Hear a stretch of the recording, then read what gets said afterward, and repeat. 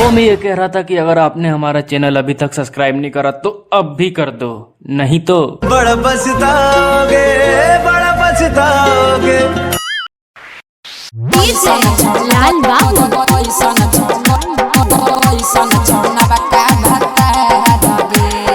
हमारा बताई देगे कजली कैसन छौनवा का भत्ता है जगे, कैसन छौनवा का भत्ता है जगे। हमारा बताई देगे कजली कैसन छौनवा का भत्ता है जगे, कैसन छौनवा का भत्ता है जगे। हे कोई राम के दलो धोखा के गोरी चल गेलही ससुराल गे।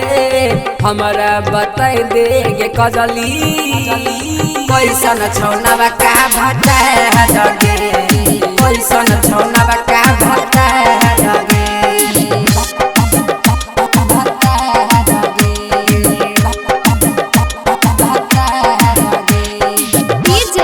लाल बाबू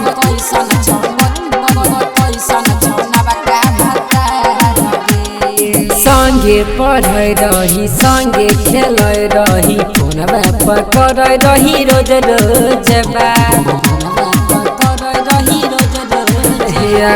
संगे पढ़ रही संगे खेल रही फोनवा पकड़ रही रोज रोज बात।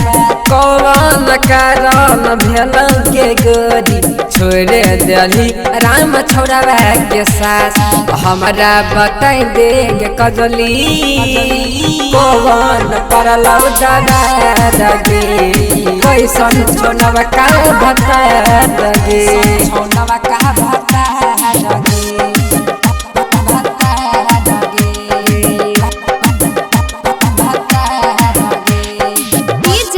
लाल बाबू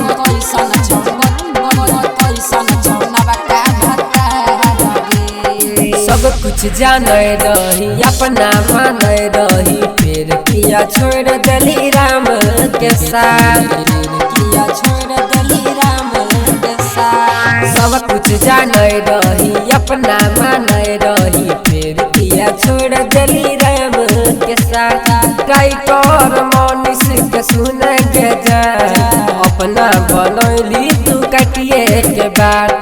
छौरा सूरजवा से कोइले अपन बात जहाज गे, कैसन छौनवा का भत्ता गे, कैसन छौनवा का भत्ता गे।